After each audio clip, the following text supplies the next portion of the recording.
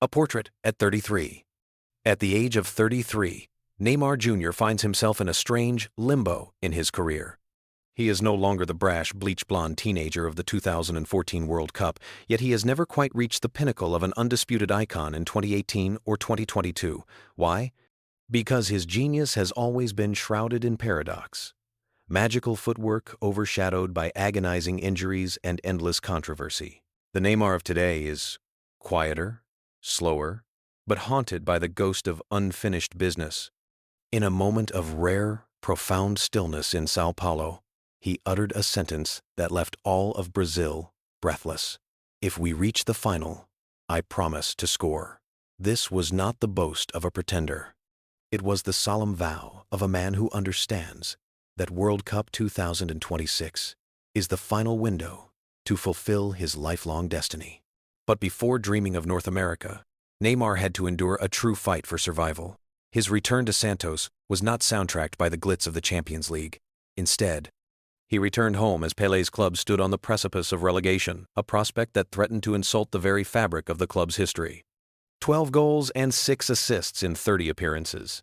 Figures that might not startle the European elite, but for Santos, they were the heartbeat of the entire season. Most notably, his 4 goals in the final 3 do-or-die matches proved decisive. Neymar did more than just score.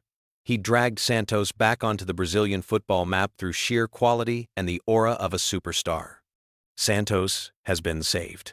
But as the collective sigh of relief fades, a massive question remains. Is it enough to reopen the doors to the Seleção? A cruel sentence, and the Ancelotti doctrine. The last time we saw Neymar in the iconic yellow and green was a haunted evening in Uruguay, October 2023. He went down, and, for the first time, he did not get back up. The diagnosis followed like a heartbreaking sentence: a ruptured ACL and meniscus. Since that moment, Neymar has virtually vanished from the national call-ups. Under Carlo Ancelotti, the criteria is ironclad. Only players at 100% physical fitness are considered. It is a scientific, pragmatic stance, yet one that has unwittingly made Neymar a victim of his own medical history. The media has begun to whisper, is Neymar a spent force, or does he simply no longer fit into a Brazil side that is rejuvenating at breakneck speed? The ultimate gamble: Santos or Flamengo? Neymar now faces a crossroad that will define the twilight of his international career. Remaining at Santos, here he is protected and loved, playing within a comfort zone.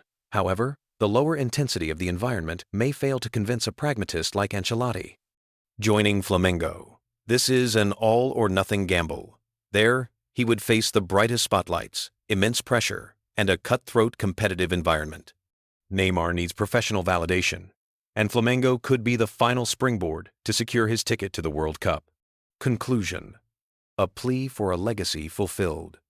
Ladies and gentlemen, modern football may be dictated by GPS data, distance covered, and sprint frequencies. But the World Cup has never been a competition solely for the strongest lungs. The history of the world's greatest stage has always reserved a seat for moments of pure genius for those who can alter a nation's destiny with a single touch of the ball.